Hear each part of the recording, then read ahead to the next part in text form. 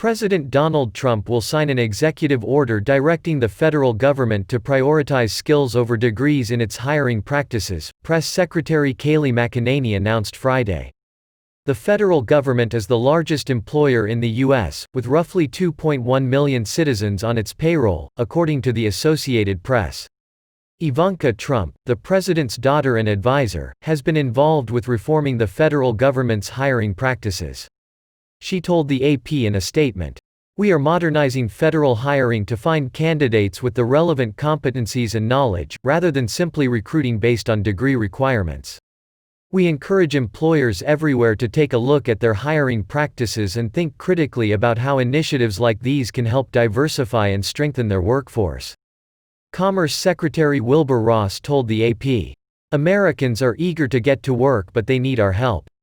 Text of the order has not been released, but Trump is expected to sign it Friday afternoon while participating in a round table with the Workforce Policy Advisory Board. The House of Representatives passed a bill Friday that would make Washington, D.C., a state amid increasing congressional support for the nation's capital to be granted statehood. The Washington, D.C. Admission Act, which had 227 Democratic co-sponsors, was originally introduced by Representative Eleanor Holmes Norton, D.C.'s non-voting at-large representative in Congress, in October of last year. It passed Friday 232 to 180 without any Republican support. Holmes Norton told NPR's Ari Shapiro, "My great-grandfather, who walked away from slavery in Virginia, got as far as the District of Columbia, got freedom, but not to equality. Though the bill was all but assured to pass the Democratic House, it is likely dead on arrival in the Republican Senate." Senator Majority Leader Mitch McConnell likened the D.C. statehood efforts to full-bore socialism, telling Laura Ingraham in July 2019 that, "As long as I'm the majority leader of the Senate, none of that stuff is going anywhere."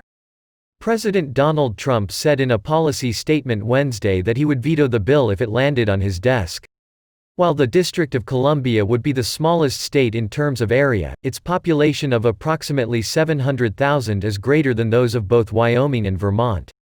Despite D.C. residents paying federal income taxes, they do not have voting representation in Congress. Though Republicans have long objected to D.C. statehood on constitutional grounds, political factors may have played a role as well. The district is overwhelmingly liberal, and would all but guarantee 2 additional Democratic senators and a Democratic representative in the House. While Holmes Norton's bill is unlikely to become law, public support for D.C. statehood has increased. In 2020, 48% of respondents said they favored the measure, according to a Harris poll reported by The Hill. A 2019 Gallup poll that found that only 29% of Americans supported the measure.